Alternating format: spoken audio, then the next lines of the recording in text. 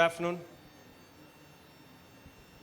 I want to know genuinely about the question that he asked. How many of you here already know Cooked? Genuinely not bad. I thought it will be lower. Because once in a while, when we go to certain events in Tamil Nadu, where the brand is quite popular, me and the rest of the team gets recognized. And my team was saying that tomorrow it's going to be a day where you're going to be humbled. No one in the audience is going to even realize who you are. In fact, that's why they made me even put a slide. I'm going to show that. And the only thing that is going to be written on that slide is, why am I even relevant for this conversation? Obviously, that's something that we'll get to know along the way. I'll check if my screen is coming there. Can you switch? I'm going to test the audio as well. So if you're seeing a video which I'm supposed to show you later, pretend as if you're watching for the first time later. See, before I start, the first thing that I want to tell is that obviously there is a lot of interesting marketing content that you've been listening throughout the day. And a lot of that is actually facts and theories that has worked over a period of time. Whatever I'm going to tell in the next 30 minutes are purely based on what has worked for us. Because there is no single framework or policy or strategy on social media that works for every brand. So the disclaimer for this movie is that don't take anything literally and don't hold me accountable 1 year later from this session. Having said that, I want to understand the room a little bit better. How many of you here run businesses? How many of these could be products? How many of these are services? Okay. Again, this puts me in a spot. I'll try to be as relevant to services also as possible. Like, this is the humbling slide. I'll tell you why I'm relevant for this conversation. So whatever little that we have done, I hope that it's useful for the people who are listening. I run a brand called Cooked. It's basically a consumer brand which sells, for the lack of better words, masalas. Even though that's not what I tell on our marketing communications, we are an innovation, we are a progress to masalas. There are a lot of innovative products that we do, but all that story is for a session where I have to sell the products. Today, I'm not here to sell the products. So that's what we essentially sell. But the thing that we did differently when we started up is, we didn't want to be yet another brand, right? All of us here don't want to be yet another product or yet another service. We all try our ways to be different from rest of the brands.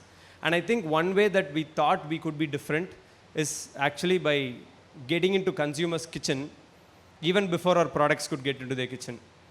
And the shortcut or the hack that we had then was in 2020 when we started up Cooked was, every consumer is using consumer products, masalas, your pastes, your biryani kits in their kitchen.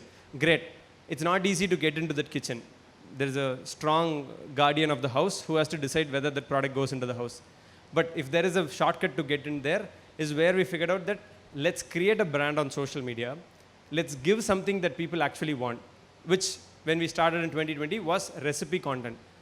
And let's try to be interesting in terms of how we create these recipes, the kind of quality of recipes and the choice of recipes. So people get to know our brand and people also take these recipes into the kitchen. And now that you've built a certain trust on social media, when you go and end up launching a product, there is already that head start that you've got. There's already a shortcut that you've taken into their kitchen, which makes it slightly easier for us when we launch our products. So that's the journey that we actually did.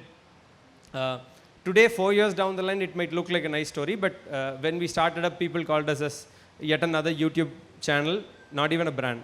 And even my parents used to be asked, what is your son trying and doing, creating cooking videos on YouTube? And the point is, I can't tell the whole story then, right?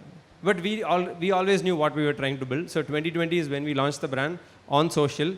4 years down the line, we have almost 2 million people following us on Instagram, about 3 million subscribers for our YouTube channel, and about a little more than 1 million people following us on Facebook as well.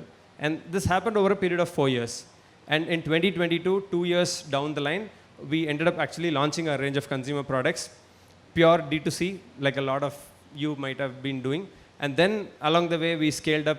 D2C did well. Then we ended up getting into retail. where Tamil Nadu being our home market, we have quite a strong presence there.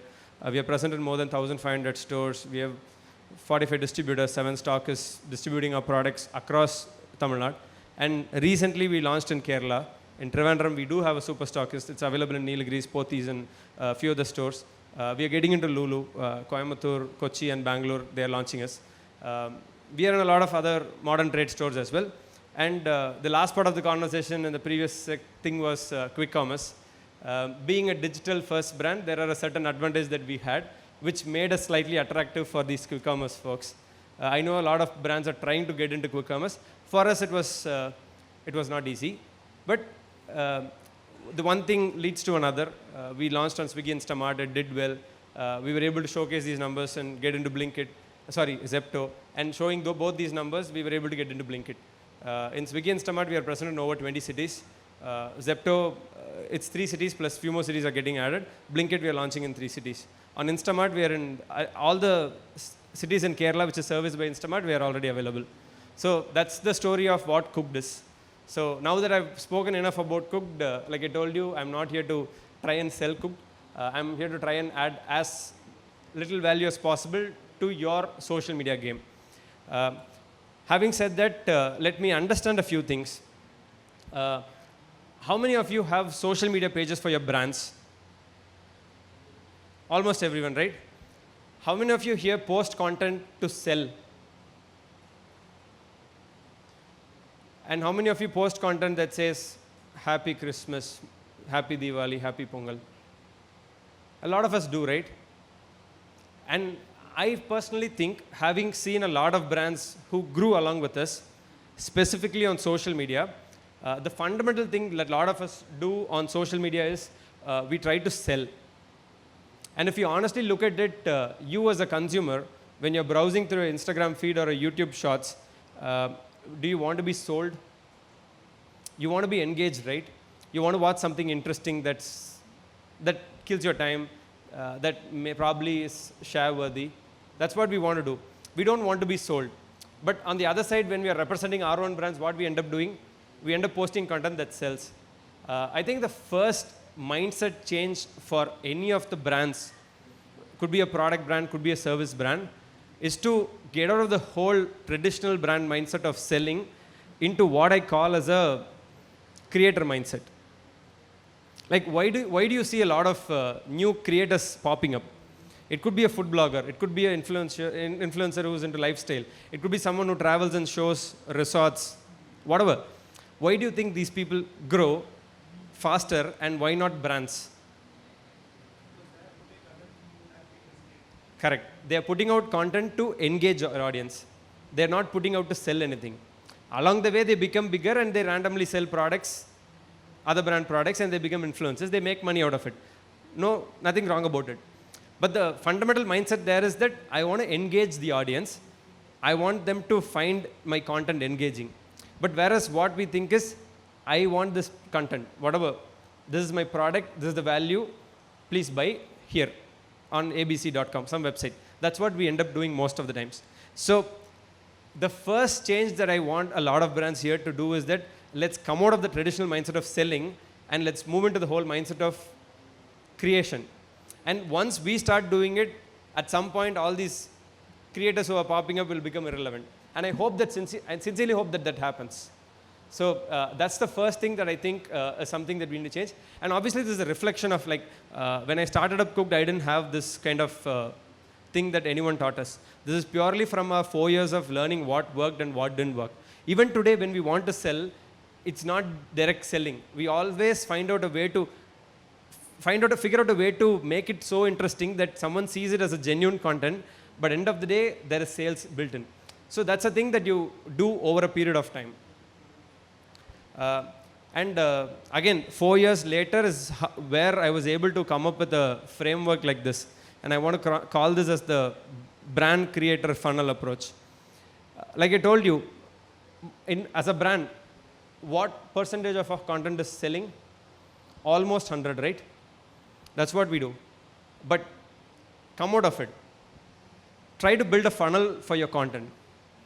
Every funnel has a top of the funnel, middle of the funnel, and a bottom of the funnel, right? focus your top of the funnel content, which is the majority of the content that you should post, addressing your total addressable segment. For example, let's say a kids clothing brand. Does someone here runs a kids clothing brand? Okay, great. That's a perfect example then, so I don't get caught. So who is your target customer? Parents. Father or mother who has a kid. That's your market. So the top of the funnel content ideally should be content that is relevant to those parents. Content that those parents love to engage with. Majority of your content of your page, if it is that, people actually would find it relatable, they will end up following your brand for that. Then when it comes to middle of the content, middle of the funnel is when you talk about your story. What is the purpose of my existence? What am I doing here? How am I creating products that are unique? What is the effort that I'm putting? Your story and your brand story is what the middle of the funnel content should be. And the last bit, which I would probably give 5% slot, is actual selling content. That's where you go and say that, you know what, that's my brand's purpose. This is the effort that I put. And you know what, by the way, I sell this and this is where it is available. When you structure your whole social media strategy in this funnel approach, then suddenly you're not a salesman. You're a content creator. You're a brand that creates genuine content.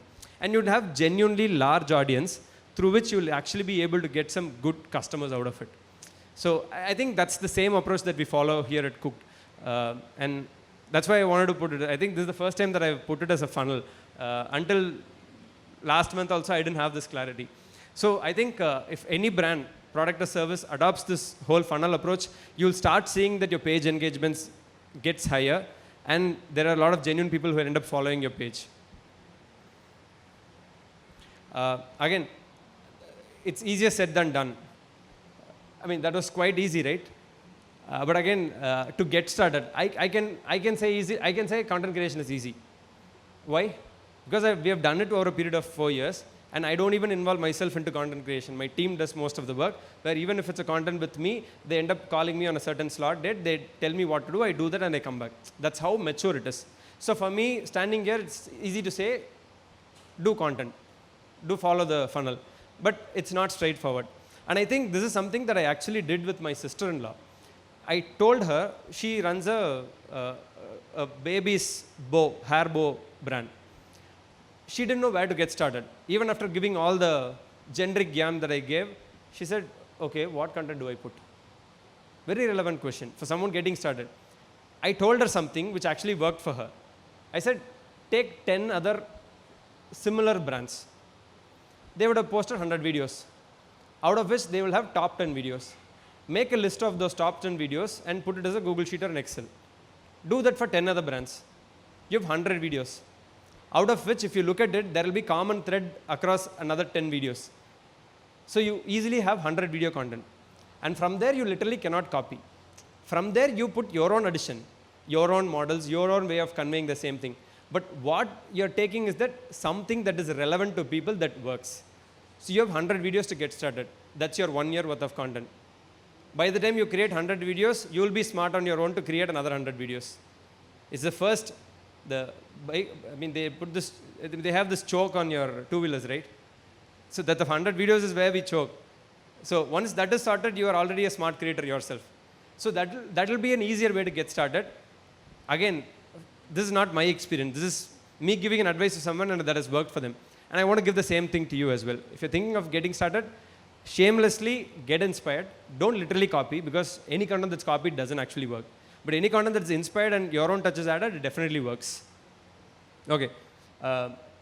Theoretically, we are all clear of what can be done, right? Still, there is some more practical exercise towards the end. There's one more part of theory. And with social media, we all understand that today, predominantly, the content that we create is short-form content. I know this is going to be the entire room, but how many of you consume Instagram Reels and YouTube Shorts? Almost everyone, right? So that's the content that works. How many of you consume large format content on Facebook and YouTube?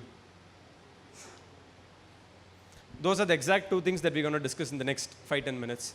So this is an approach that we have at Cooked. in creating any short form content. The reason that I'm using this word engineering is because not every video is just created. Every video is actually engineered. Every video is actually structured. Like how your rest of the things in your business is structured, a video is also structured. And the first and the most important component of any video is your hook, which means the first 3 seconds of your video is the most important part of your video, because you're going to lie on your bed or your couch and you're going to continuously scroll your feed. And where you decide to stop your thumb is based on the first 3 seconds of the video. And that's where you focus the most amount of your time on any video. And we call it as a hook, or we call it as how do you get someone to stop their thumb. So that 3 seconds is the most important thing. There are a few things that you can do. A, define the problem statement or something like that. Like, this is what is going to happen in this video. Or you make a bold claim. I'm going to make, say, paneer butter masala without paneer.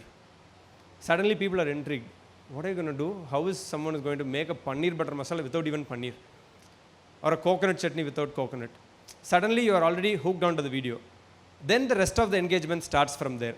So your first 3 seconds, and that's where people actually make these controversial statements in the first 3 seconds. So you want to listen to them, even if it's not a interesting content, you end up watching that content because the first 3 seconds they have hooked onto you. So the first 3 seconds is really important. Then it's about defining the entire video and telling the actual stuff that you want to tell in that video.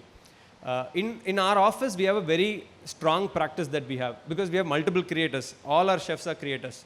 So every time someone brings up an idea, on the same Google Sheet, there is a column called, why do you expect someone to watch this video? That's a very simple question, right? And if you're not able to give a 2-3 line answer of why someone would actually want to watch this video, then your idea is crap. If you are not even convinced that that video is worthy of watching, then no one is going to watch. As simple as it is. So we ask them to write, why do you expect someone to watch this video? And if you're able to give not just one, like 3 or 4 answers, then it means that the idea that you have is quite solid. You should go on and execute that idea. Now, having said that, there are only 2 things that matter on Instagram. How many of you use Instagram? How many of you use the save feature of a reel? How many of you use the share feature of a reel? I mean, let me ask audience this. Why do you share a content?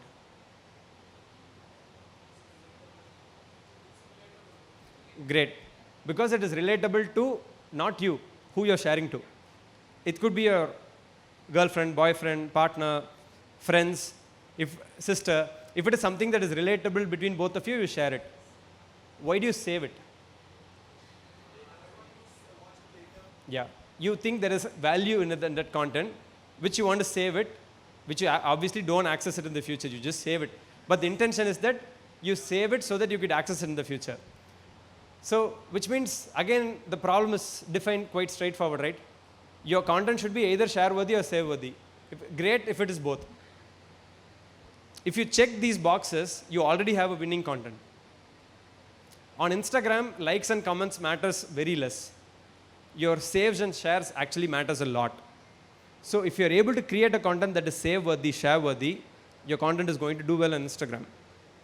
And on YouTube, it's quite different, because YouTube doesn't have this inbuilt functionality where you can share it to another person. You have to come out of YouTube, share it on WhatsApp. That's why likes and comments matters on YouTube. So on YouTube, what you do is you create content that is likable and commentable. On Instagram, you create content that is shareable and savable.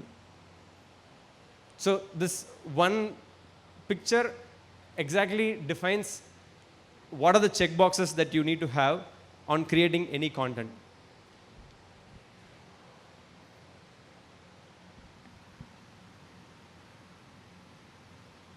One second, I'm going to make biryani for babies. Can you hear me? With mutton, with rice. யாரும் வர மாட்டாங்க. போன வீடியோல என்னது குழந்தைக்கு பிரியாணி தருவீங்களான்னு கமெண்ட்ல கதறி இருந்தாங்க. அங்க இருந்து ஆட்டை போட்டது தான் இந்த ஐடியா. பிரியாணி தரக்கூடாதா என்ன? பிரியாணி நல்லது தானே? அதுல என்னங்க இருக்கு?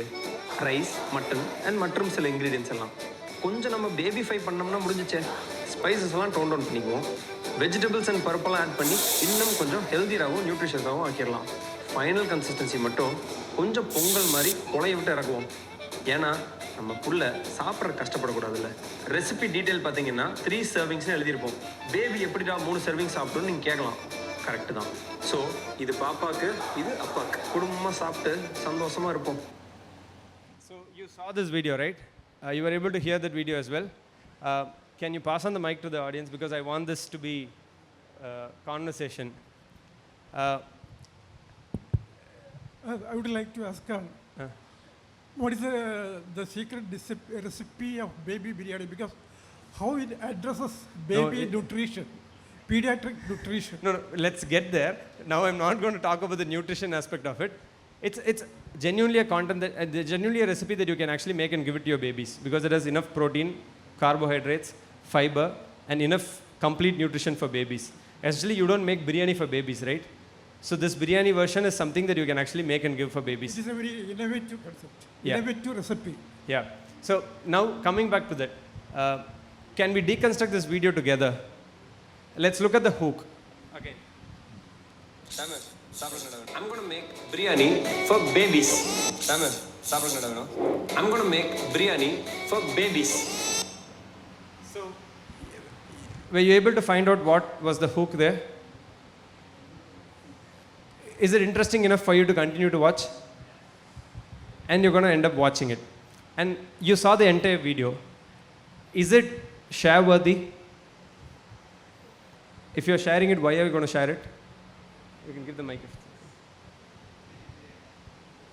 Don't worry, for even good example, bad example, I've taken my own videos, because I don't want any of my team members' videos to be there. And share to mothers. You'd share, if you're a mother, and if you have friends who are mothers, you want to share it to them. Yeah. And tell that you can make a biryani for the baby. Yeah, to all of them. Yeah. And if you're a mother, what you'll end up doing? You'll save it. Save it. Does it check all the check boxes? And by the way, we also showed ingredients on this.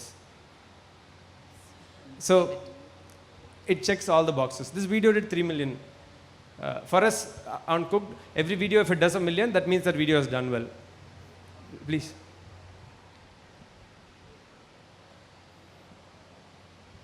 Hi, you'd mentioned about a hook, but don't you agree that every hook needs to then satisfy, otherwise it's going to fall flat? Every hook needs to satisfy. At the end, right? What you're promising needs to deliver also. See, there are creators who actually create a hook and their entire content is not worthy of the hook. So then it's not save worthy or share worthy. It's not, but in those cases, the algorithm actually knows. See, in our country, scandal sells. Anything which you can appreciate also sells. Anything you go and criticize also sells. Instagram algorithm is quite smart. I would never recommend to a brand, but I'll actually go into that. If you're going to make something, say, halwa with banana leaf, it sounds controversial, right? I don't think I would want to eat it, but there are hundreds of people who comment saying that, what is it? Why are you eating it? Are you an animal? Are you a cow? All those comments are going to be there. And Instagram wants those sort of content also to perform well. But the reason that I don't want to get into that negative aspect of winning is that as a brand, you would never want to do that. You don't want to be on the wrong side of things. So- but that also works. So just to deconstruct this video, right? Like, did you use oil or ghee? I used ghee. So if you, I don't know if there was a shot of that, but what works is when you show the shot of peas, carrots, that's when it's like visually, oh, this is baby, Yeah. worthy. But you don't really show too much of a shot of pouring ghee or oil too much, because it's unhealthy kind of a thing. See, even in that, there were a lot of negative comments saying that why would you feed mutton to a baby which is 1 year old? But there is no rule that says you can't. I mean, theoretically, there is nothing that says that you can't feed mutton, and that comes from a certain set of people who are generally against non-veg, and you can't argue and win with them. They're going to share their opinion. And when I was a baby, I remember my mother definitely gave me mutton and chicken. And I think that's the thing with most of us. When they're 10 months, 12 months old, we start giving them non-veg fish. So there are going to be that sort of negative comments. But in this case, genuinely from an angle of adding value, we used ghee, we used mutton, we used carrot, peas, we used rice, and we also used a little bit of dal. If you look at it honestly, this is a slightly different variation of halim. And that's Got it. what we call it as a baby biryani. I mean, these are small innovations, right? So, but in 99% of the times, we want to be on the right side of things. We want the right reasons of why a content should work. There is obviously wrong reasons of why a content should also work, and that's also something that a lot of creators do take. But in this forum, that's something that I would never want to recommend. Thank you. Sorry? For this? No, in our team, there are 5 other chefs. I'm just a cook. So everyone actually comes on cam. They don't wear a chef hat and come and do it. That's the thing. We want our content to be relatable to people who are actually cooking at home. If a chef is making something, I don't think she's going to buy my product. If I am making something, she'll rather buy, because I am more relatable to her than a chef. A guy wearing a normal shirt and someone who actually looks like a next door guy. And that's something that's the brand ethos that we have. So now I have another content that we'll watch together. So you saw how this works, right? And if you try putting the same approach to any content that has done more than million on Instagram, you'll actually be able to note down these things. If you're able to put these points and write down and break down each content, you're already smarter than 99% of the people in terms of engineering a video. So now let's look at a content that didn't do well for us. Samuel சாப்பிடுங்க என்ன வேணும்? அண்ணா எங்க Thoothukudi famous macaroon செஞ்சு தெரியலாம்.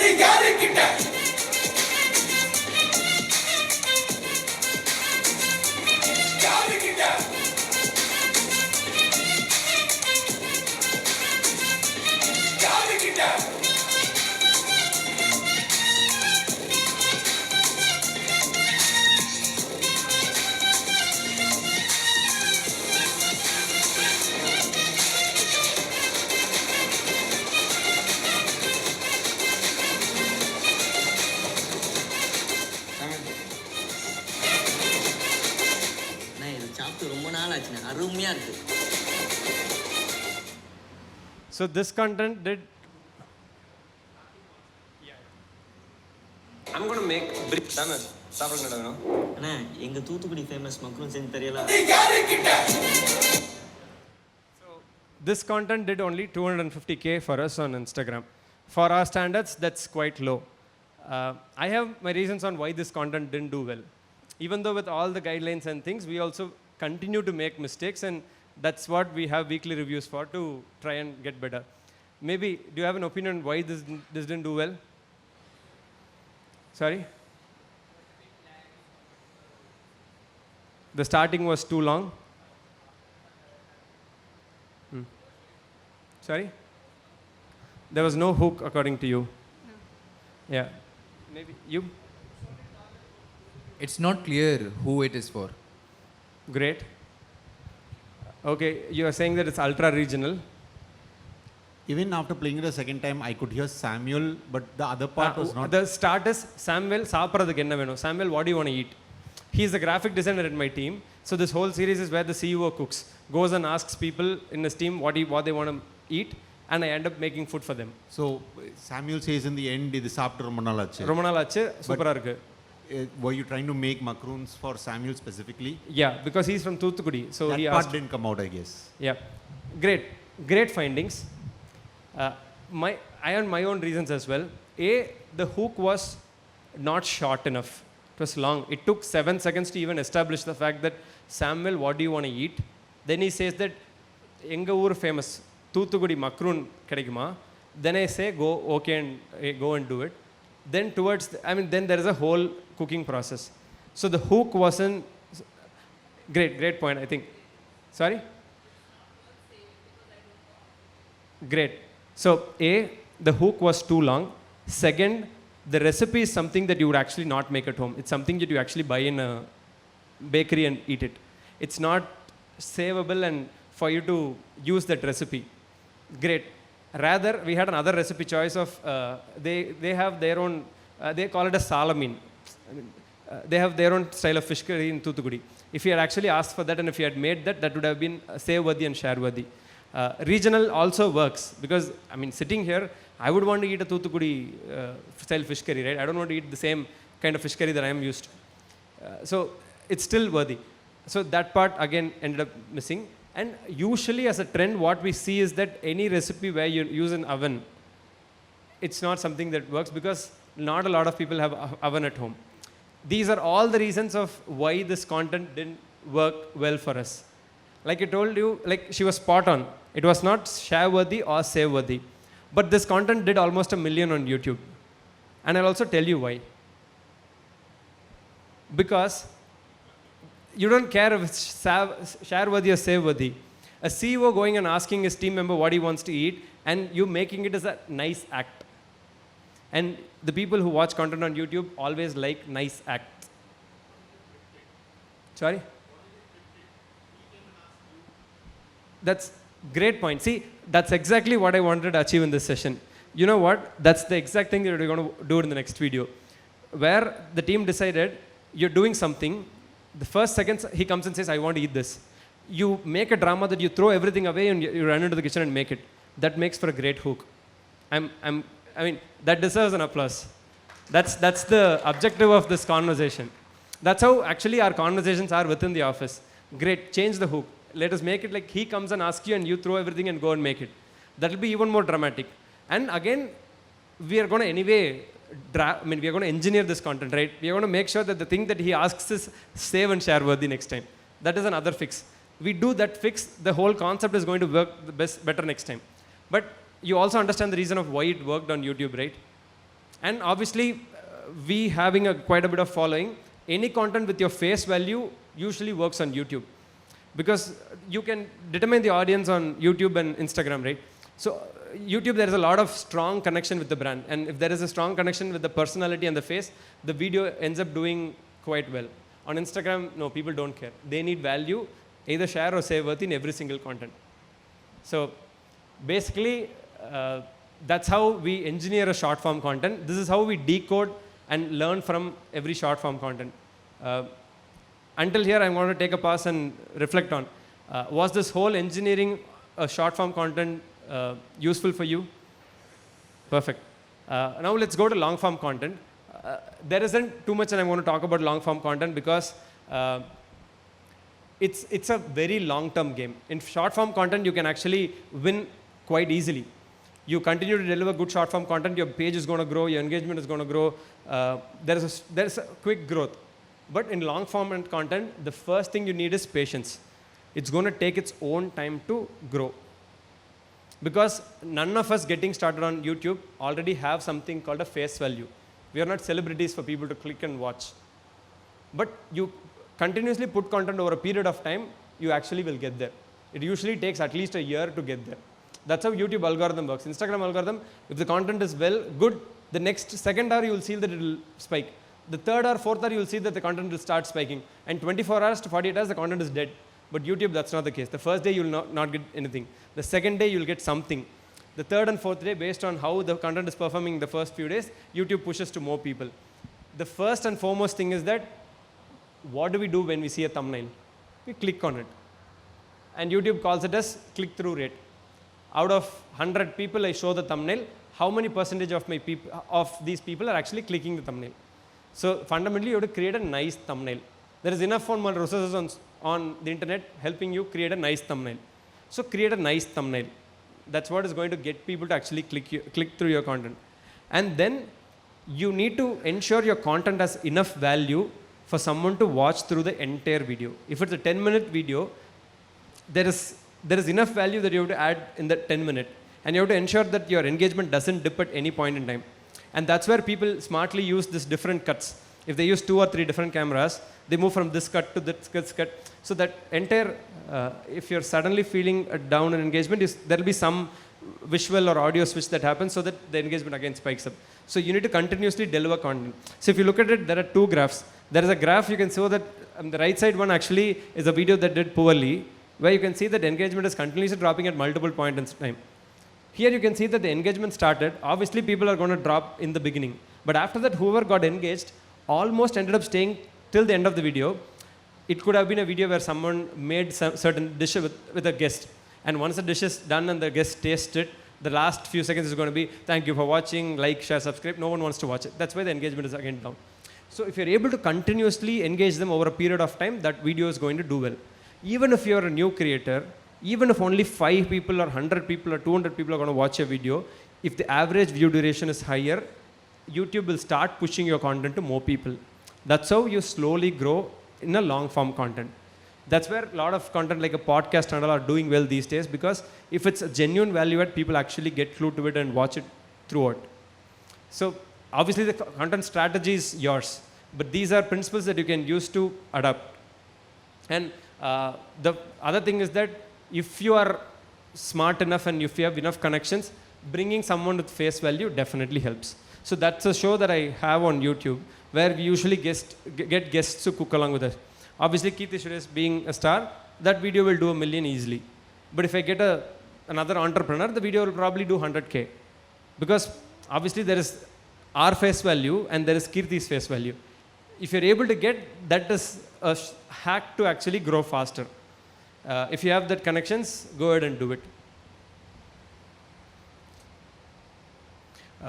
And I think I can't emphasize this enough. All of us see followers as a metric towards how popular we are on social media. I know enough and more brands with more following having 1/10 of the engagement that we have. 1/10, not even half. Yeah. So don't even work for followers. Your follower count doesn't matter. Like, keep that as a irrelevant metric. My content is going to these many people. These many people are getting engaged. Can I engage more people? You continuously focus on the content, your engagement rate will start growing up, then followers is a byproduct.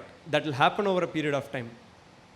So never work for followers, always keep that engagement as your North Star metric and work only towards that. The last part of this conversation is, obviously all of you here, end of the day, we are running businesses, right? We want some traffic from social media to come to our places where we sell our products or services. So these are a few things that we use. There could be few other things also. I'll start from the fourth one. That's quite straightforward. You have these stories that you can post where you can place links. So that's one way to get people out of Instagram to your product website or your service website. And the other thing is you can have the link in your bio, and there are services like Linktree where you can construct a whole page of list of items that you want people to see and move out of Instagram. Then the first thing is something that there are quite a few tools, but we use this tool called InstaChamp, where anytime someone comments on a post, you can trigger a direct message to their inbox. So usually when it comes to our selling videos, we ask them to comment with a certain keyword. And if they comment with a certain keyword, there is a DM that goes to them saying that, you know what, hey, you wanted to buy this, here's a link to buy this. So these are ways that we try to get people out of Instagram. And in all honesty, Instagram as a platform doesn't want people to leave out of Instagram. Which means that if I post a story on my profile and I get 15,000 views, if I post a story with the link, Instagram is going to show it to only 5,000 people. So you have to be wary of that fact as well. But if you smartly use it once in a while, you'll definitely get some people to come out of the platform. And your objective should always be engagement, right? And if you're engaging them enough, you will obviously get them to remember your brand name. If they remember your brand name, you have enough and more paid marketing tools to actually retarget these customers and actually get them to convert. That's exactly how you have to use social media. Again, last thing, don't try to sell on social media. Try to engage your audience. I'm sure this was useful. I wish all of you go on to build something great. Thank you. Yeah, any questions? Anybody? I can say, yeah, I'll start. Hi. Hello. This is Akhil, my friend. He's a content marketing specialist also. He also built, asked you 4 million for a client. We always discuss about this content marketing industry.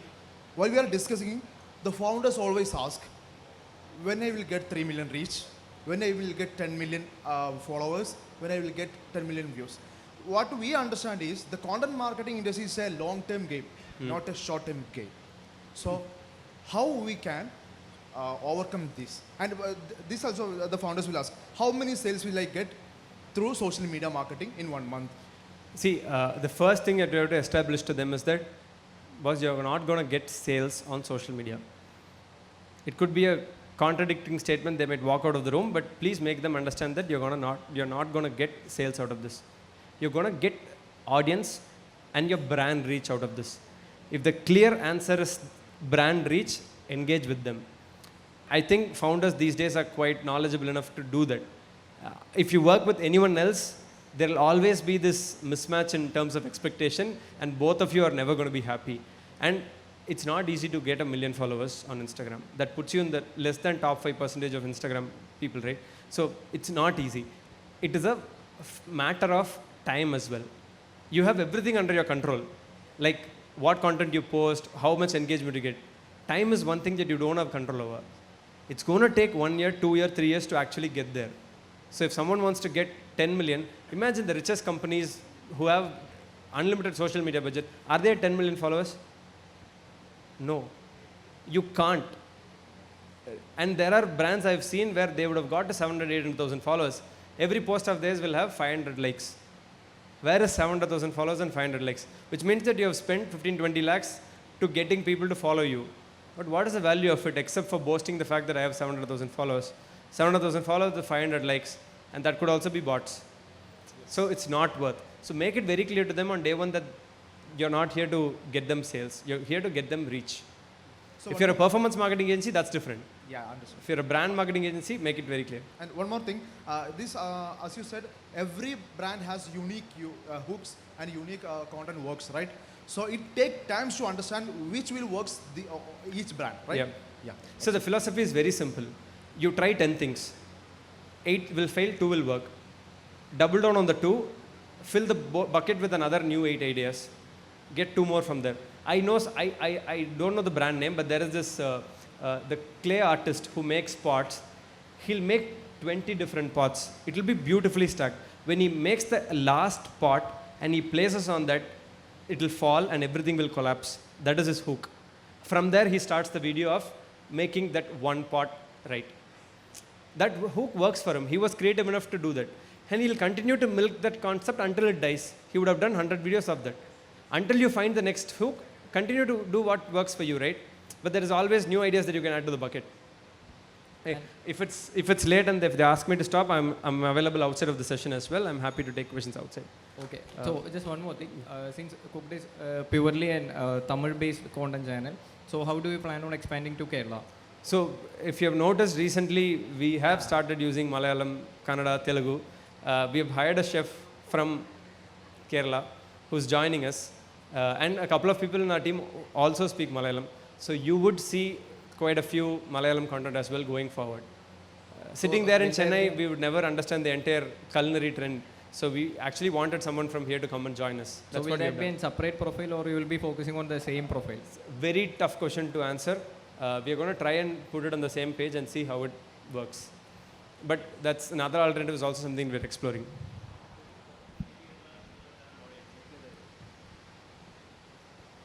How long do I have? Hi, my name is Rohan. So Hi, Rohan. you, when you started, you said we sell masalas.